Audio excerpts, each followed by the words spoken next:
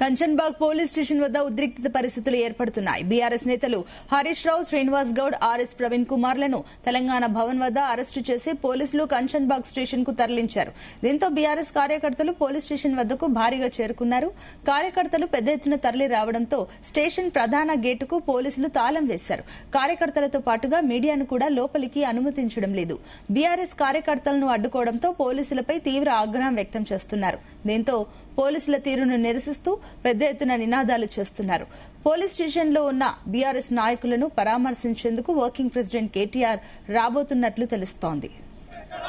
గురుకులాల్లో జరిగిన 2,000 కోట్ల కుంభకోణానికి సంబంధించి ఆధారాలు ఉంటే నిరూపించమని చెప్పేసి మంత్రులు అడ్డూరి లక్ష్మణ్ కుమార్ గారు, పొన్నం ప్రభాకర్ గారు, అదేవిధంగా అజరుద్దీన్ గారు ఓపెన్ ఛాలెంజ్ విసిరారు. మేము ఆ ఛాలెంజ్ తీసుకొని మరి పెద్దలు మా శాసనసభ డిప్యూటీ ఫ్లోర్ లీడర్ మాజీ మంత్రి వాళ్ళు హరీష్ రావు గారు, మిగతా అందరం కూడా కలిసి మా దగ్గరుండే ఆధారాలన్నీ కూడా మొత్తం కూడా ఒక పెట్టెలో తీసుకొని రెడీగా మేము ఉన్నాము, మీరు దయచేసి రండి అని చెప్పేసి సోమాజిగూడ ప్రెస్ క్లబ్లో ఉదయం 11 గంటలకు మేము చెప్పడం జరిగింది. అది వారం రోజుల క్రితమే చెప్పడం జరిగింది.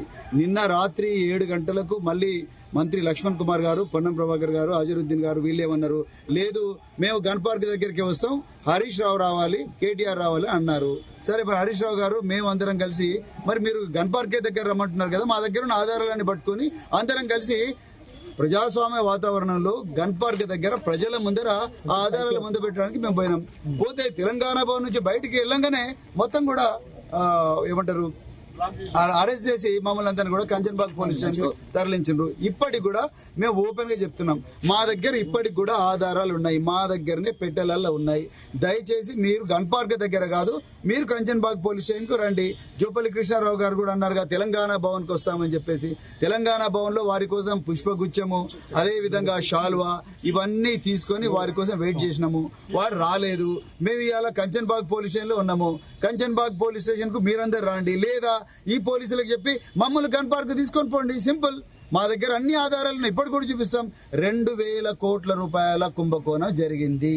మీరు తెలంగాణ బిడ్డలకు ఇవ్వాల్సిన ఆ కాంట్రాక్ట్ ను మీరు అంతా కూడా ఢిల్లీ, తర్వాత గుజరాత్, తర్వాత బాంబేలో ఉండే మఫత్లాలు, లేకపోతే వరల్డ్ అనే రకరకాల బినామీ కంపెనీలకు ఇచ్చిండ్రు. ఇవన్నీ కూడా ముఖ్యమంత్రి రేవంత్ రెడ్డి గారు డైరెక్ట్ గా ఆయనే డీల్ చేస్తున్నారు.